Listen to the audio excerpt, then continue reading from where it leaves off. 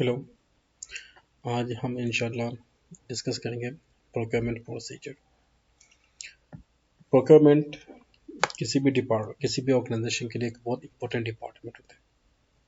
चाहे आपका service sector हो, चाहे आपका मैन्युफैक्चरिंग सेक्टर हो या ट्रेडिंग सेक्टर, तमाम सेक्टर्स में फाइनेंस के बाद प्रोक्योरमेंट डिपार्टमेंट एक आपका बैकबोन की तरह एक इम्पोर्टेंट सेक्टर है किसी भी ऑर्गेनाइजेशन में।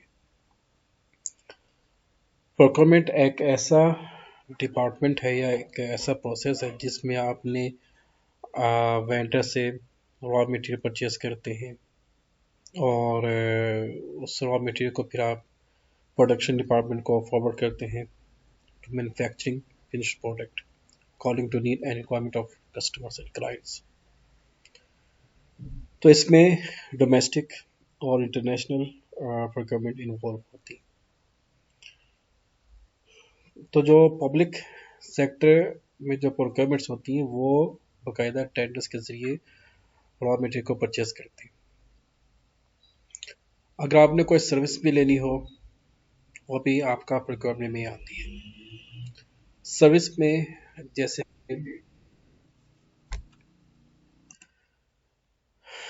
जैसे कि आपने किसी भी बिल्डिंग की कंस्ट्रक्शन करनी हो या मेंटेनेंस करवानी हो या रिनोवेशन करवानी हो या प्लांट की मेंटेनेंस करवानी हो, किसी भी टाइप की सर्विसेज अगर आपको रिक्वायर है तो वो भी आपकी प्रोक्योरमेंट में ही आती है।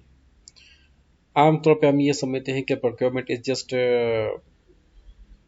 Is process to buy some items, some materials. तो इसके अंदर आपकी सर्विसेज भी शामिल होती है। तो आज इंशाल्लाह हम इसी को डिस्कस करेंगे। और एसईपी में आपने सबसे पहले आप आ जाए logistics, then materials management, purchasing,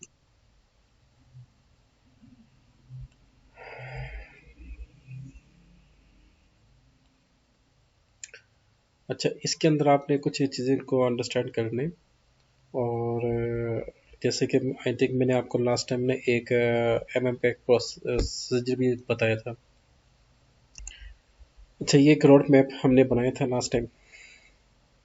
इसके मुताबिक जो हमारे पास सेल्स है वो है 700,000 बॉटल्स पर मंथ। और इसके मुताबिक हम लोगों ने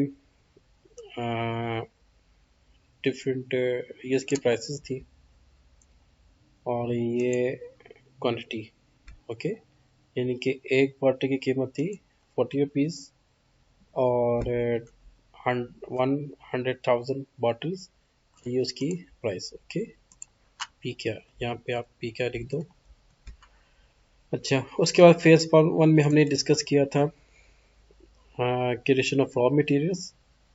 we created 600 ml, 1 liter, 1.5 liter and 2 liter, 3 liter, 5 liter, 19 liters, और ये साथ उनकी प्राइसेस है। ठीक है, 10 per bottle। Then we created vendors. Okay, और ये वेंडर्स का कोड है। आज इंशाल्लाह हम क्रिएट करेंगे परचेस एक्विजिशन, उसके बाद कोड आरएफक्यू, उसके बाद यहाँ पे आपका आ जाएगा maintain purchase quotation, purchase quotation, and then we will create purchase order। अच्छा, so first of all we just have to understand what is purchase requisition, ये क्या होता है और किस पेज पे हम इसको क्रिएट करते हैं। तो यहाँ पे आपने तरतीब से डॉक्यूमेंट्स को क्रिएट करने हैं, क्योंकि यहाँ पे गिवन है परचेज ऑर्डर फर्स्ट पे, then purchase requisition, outline agreement, RFQ. ठीक है, लेकिन आपने पहले क्या क्रिएट करना है, purchase requisition. So what is purchase requisition? देखिए, कोई भी डिपार्टमेंट को अगर रॉ मटेरियल की ज़रूरत हो, फॉर एग्जांपल आपका प्रोडक्शन डिपार्टमेंट है, शॉप फ्लोर डिपार्टमेंट है, मेंटेनेंस डिपार्टमेंट है, स्टोर डिपार्टमेंट है, जो भी डिपार्टमेंट, और आपका quality control department, admin department, जिस डिपार्टमेंट को जो भी मटेरियल की ज़रूरत पड़ती है, चाहे आपको स्टेशनरी की ज़रूरत पड़ जाए, या आपको रॉ मटेरियल की ज़रूरत हो, या आपको पैकेजिंग मटेरियल की ज़रूरत हो, या आपको सर्विसेज की ज़रूरत हो, ठीक है, तो वो पार्टिकुलर डिपार्टमेंट जो है परचेज डिपार्टमेंट को अपनी रिक्वेस्ट बताता है। सॉरी, परचेज डिपार्टमेंट को कंसर्न डिपार्टमेंट जो है वो रिक्वेस्ट करता है कि मुझे फ़लाँ मटेरियल या फ़लाँ आइटम या फ़लाँ सर्विसेज की डिमांड है, रिक्वायरमेंट है, तो आप काइंडली मुझे ये सर्विसेज या आइटम्स या मटेरियल्स आप मुझे अरेंज करके दें। ओके, तो वो कंसर्न डिपार्टमेंट जो है परचेज डिपार्टमेंट को एक रिक्वेस्ट करता है, जिसको हम कहते हैं परचेज रिक्वेजिशन। और इस पे ये बताया जाता है कि किस डिपार्टमेंट ने किस बेस के ऊपर परचेज डिपार्टमेंट को परचेज की रिक्वेस्ट फॉरवर्ड की है। ओके, अच्छा, अभी तक हम लोगों ने जस्ट मटेरियल्स को फोकस किया हुआ, सर्विसेज को फोकस नहीं किया, ठीक है। तो फर्स्ट ऑफ ऑल आप इसकी जो आइटम्स है इसको हम एक दफ़ा पहले क्रिएट करते हैं, फिर इंशाल्लाह हम सर्विसेज सेक्टर को भी फोकस करेंगे। अच्छा, परचेज के रिक्वेजिशन से पहले आप MM60 पे आ जाओ।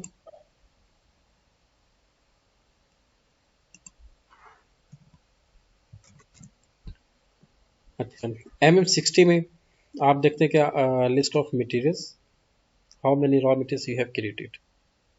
I just give plan code PLIB and execute.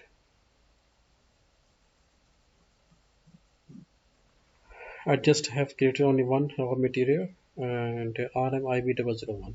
Okay.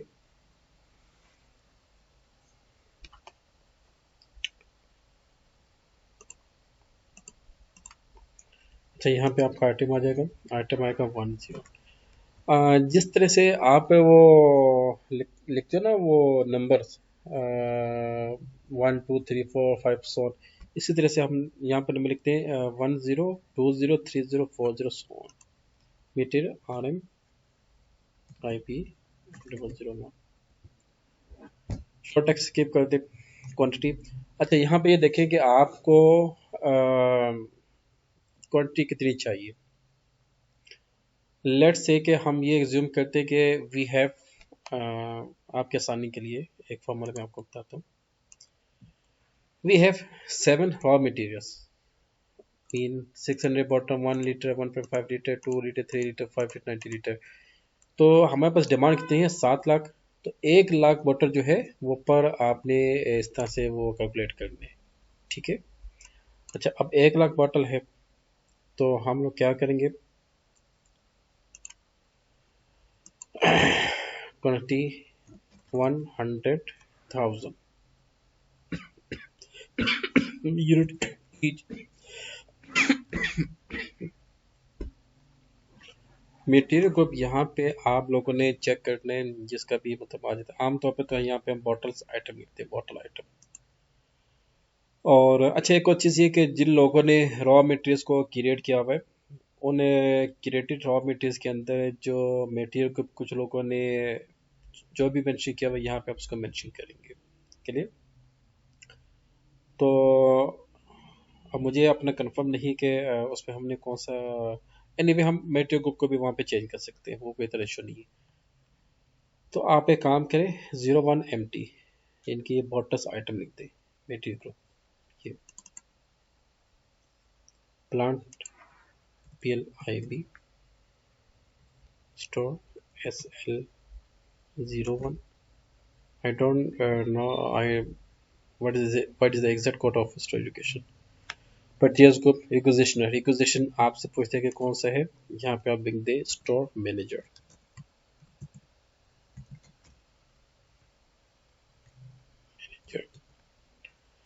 Tracking number, desired vendor का मतलब ये होता है कि आप किस जो वेंडर से आप परचेज करना चाहते हो, ठीक है। फिक्स्ड वेंडर है आपके पास, और परचेज ऑर्गेनाइजेशन है, एग्रीमेंट है, आइटम इन्फो रिकॉर्ड, और डिफरेंट आपके पास इंफॉर्मेशन है। तो जो कंसर्न इंफॉर्मेशन है जस्ट आपने वही पुटअप कर दी। अच्छा, यहाँ पे आप इसको एंटर कर दें और इसके बाद आप इसको सेव कर दें, आपका परचेज रिक्वेजिशन क्रिएट हो जाएगी।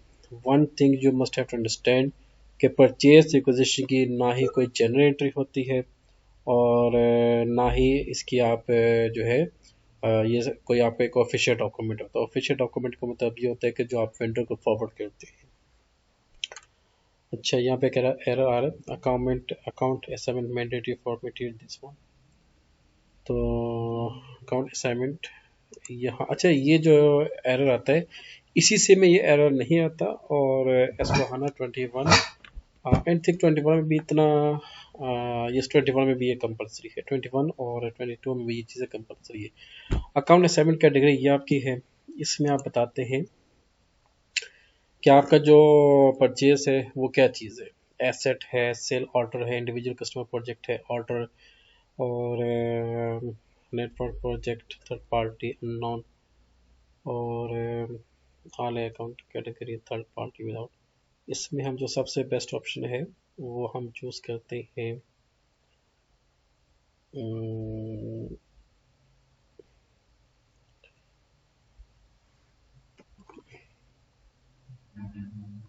ऑर्डर।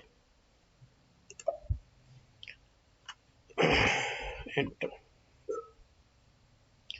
Enter GL account. अच्छा, इसको जो परचेज का जीएल अकाउंट यहाँ पे, तो ये आप मेंशन नहीं करना, एक मिनट।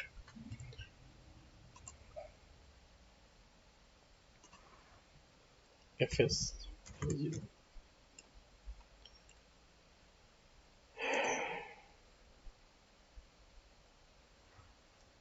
जो ओके, ये गलती हो रही कि जो कंपनी कोड है अपने कंपनी कोड पे फोकस किया, IB01 डेट एक्सपेंसेस है 600 बटन 501। ओके,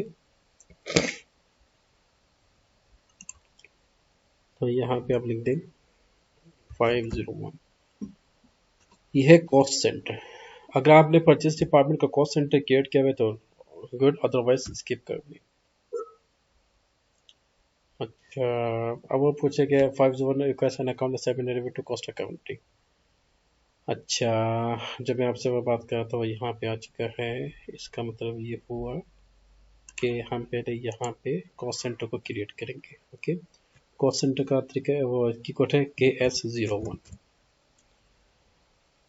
IB01, और यहाँ पे आप दे दें 1 000 1 2, और यहाँ पे डेट, एंटर, परचेज डिपार्टमेंट,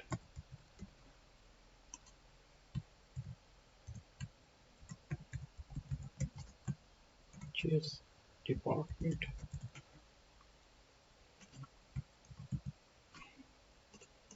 पसंद। अच्छा, इसको आमतौर पे यस परचेज मैनेजर। आप ये देखें कि ये जो अकाउंटिंग ये आपकी किस में आ रही है, परचेज में आ रही है। डिपार्टमेंट आपका purchase, cost category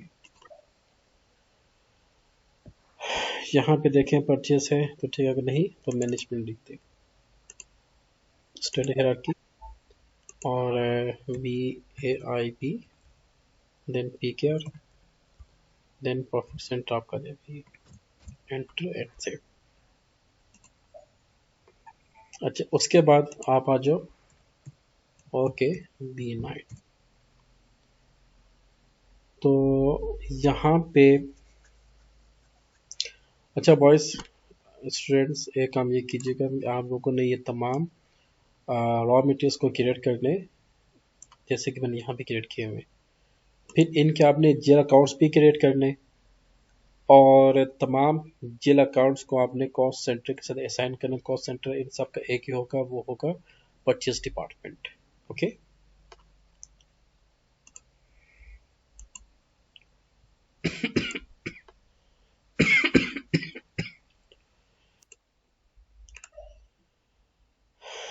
XM double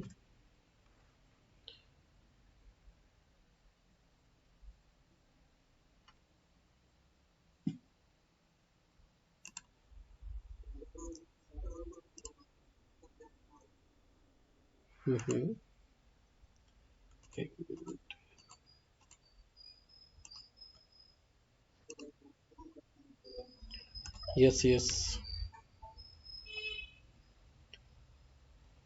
good news ये है कि लोग कहते हैं कि अच्छा आपको मालूम है कि पाकिस्तान में 600 के करीब जो है ना वो मल्टीनेशनल कंपनीज ऑपरेट कर रही है इस टाइम, और 100 प्लस कंपनीज का जो है ना डेटा वो मैंने कलेक्ट कर दिया, वो भी इंशाल्लाह आपके साथ में शेयर करूँगा इंशाल्लाह। एक और इसके अलावा मैं आपको क्लास के बाद बताता हूँ। अच्छा ओके, B9 यहाँ पे आप आ जाओ, न्यू एंट्री, इसमें IB01, then cost, no IB01 is my company code. तो कॉस्ट सेंटर ये जो आपने क्रिएट किया है 1 2 ये एंटर कर दें और सेव कर दें, वेरी सिंपल। ओके अच्छा, अब आप आ जाए इस पे, कॉस्ट सेंटर यहाँ मेंशन कर दें। अच्छा इसको ओपन करें, IB01 and then purchase department कहाँ पे, ये आ गया purchase department. Okay enter and save. Can delivery date be met, delivery date क्या है, डिलीवरी डेट हम करते हैं, आज क्या डेट है 26 27, नेक्स्ट ट्यूसडे क्या बन रही है जल्दी से बताइए। 26 और हम आते अप्रैल, अप्रैल आती है 2 अप्रैल। अच्छा डेट को चेंज कर दें और एंटर। अच्छा again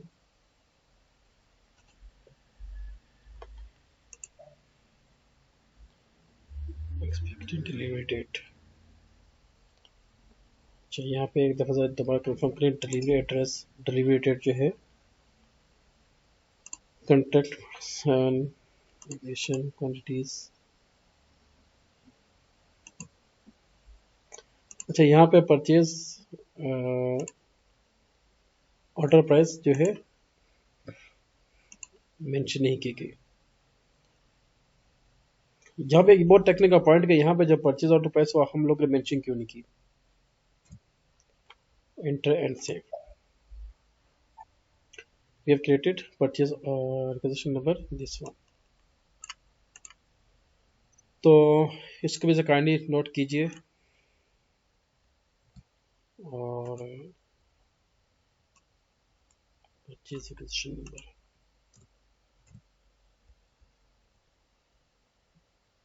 created.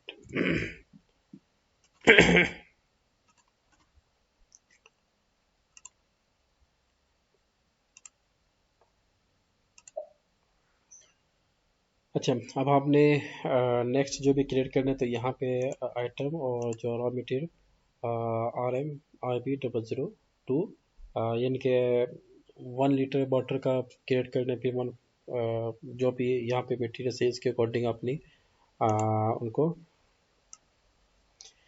Mean you have to create 7 purchase requisitions. Okay इसका तो हमने क्रिएट कर दिए। अब आपने 1 litre 1.5 litre 2 litre 3 litre 5 litre 90 litre bottle का आपने परचेज रिक्वेजिशन को क्रिएट करना है। Now come to RFQ। What is RFQ? Request for quotation. अच्छा एक और चीज I just want to explain, this is very important. यहाँ तो आपने इसको क्रिएट कर लिया, आप क्रिएट करने के बाद जो फाइनेंस डिपार्टमेंट है उसने सुपरविजन करनी है। ओके तो सुपरविजन में हम ये देखते हैं कि भाई एक तो आपकी जो क्वांटिटी, क्वालिटी और डेट्स, और यहाँ पे ये देखें रिक्वेस्टेड डेट, रिलीज डेट और डिलीवरी डेट यहाँ पे मेंशन की गई है। ठीक है और उसके अलावा जो प्राइस है, तो ये तमाम चीज़ें मैटर करती हैं। और इन तमाम चीज़ों के बेस पे आपने इसकी सुपरविजन करनी है। सुपरविजन करने के बाद ये एक ऑप्शन है ME54N रिलीज। ठीक है, रिलीज का मतलब ये होता है कि आपका जो डॉक्यूमेंट है आपने इसको ऑफिशियल तौर पे आगे एग्जीक्यूट कर दें। क्लियर? नाउ कम बैक और यहाँ पे आपके पास आ जाएगी लिस्टेड डिस्प्लेस। ME50 ME5। अच्छा, इसके बाद आप आ जाओ request for quotation. Request for quotation ये हम डिफरेंट वेंडर्स को फॉरवर्ड करते हैं और ये एक डॉक्यूमेंट होता है जिसमें हम अपने वेंडर से कहते हैं कि we want to buy this item at the rate of this one and with this quality, with this quantity, with this terms and condition, each and everything आप उसमें मेंशन करते हैं। लेकिन एक चीज़ ये है कि इस कोटेशन के अंदर, इस RFQ के अंदर आप प्राइस को मेंशन नहीं करते, क्योंकि प्राइस जो है वो आपको वेंडर प्रोवाइड करेगा। अच्छा, इसमें हम देख लें स्टैंडर्ड RFQ है। अगर स्टैंडर्ड RFQ है तो उसको मेंशन करते हैं। ये आप इसको सेलेक्ट कर दें। अच्छा, कोटेशन डेडलाइन। अच्छा, ये कोटेशन डेडलाइन है, ये डिलीवरी डेडलाइन नहीं है। 27.03.2024 और RFQ जिसको स्किप कर दें। परचेज ऑर्गेनाइजेशन POIB, जो भी आपका परचेज डिपार्टमेंट है POIB, ये आ गया आपका।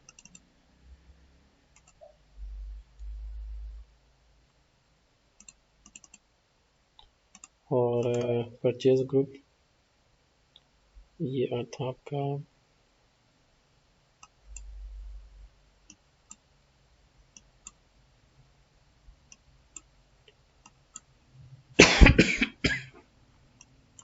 Purchase group, I think PGR था करीबन।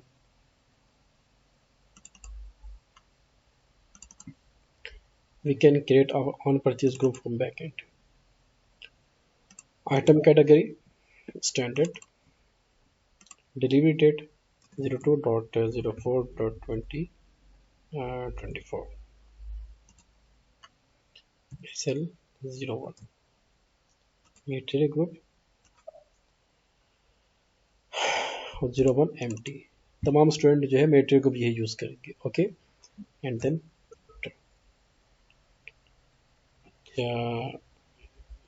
डॉक्यूमेंट इसको चूज करें, एंटर करें।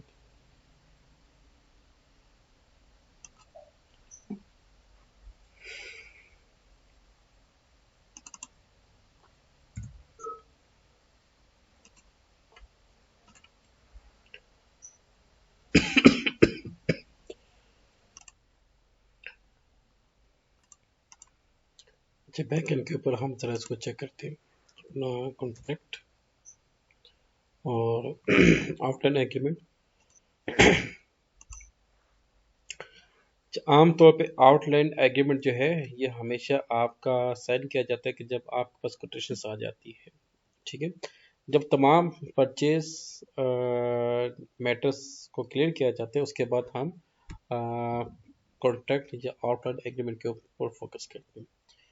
अच्छा, इसमें एक है आपके पास शेड्यूलिंग एग्रीमेंट। शेड्यूलिंग एग्रीमेंट एक अलग चीज़ है और शेड्यूलिंग एग्रीमेंट बेसिकली हम ये देखते हैं कि जो आपकी वेंडर के साथ जो भी एडजस्टमेंट्स हैं, ठीक है, आपने कितनी क्वांटिटी ऑफ क्वालिटी आपने कब कैसे डिलीवर करनी, वो तमाम चीज़ें आपकी शेड्यूलिंग एग्रीमेंट में आती हैं। तो कॉन्ट्रैक्ट में हम एक मिनट चेक करते हैं। कॉन्ट्रैक्ट सप्लायर आपका इसमें आ जाएगा। देखिए कॉन्ट्रैक्ट यहाँ पे अब इसको आई जस्ट वांट टू, अभी ये कॉन्ट्रैक्ट्स को यहाँ पे भी निकलना। अच्छा स्टूडेंट, आप एक काम ये करेंगे, जो इसमें 7 मटेरियल्स हैं, इन सब के आप परचेज रिक्वेजिशन को क्रिएट करें, and I will solve this error because system is SAP server is down from backend, and then we will start RFQ, then quotation, and then purchase order. Okay, इन तमाम documents के बाद इंशाल्लाह हम inventory department पे आ जाएंगे. Okay, thank you so much.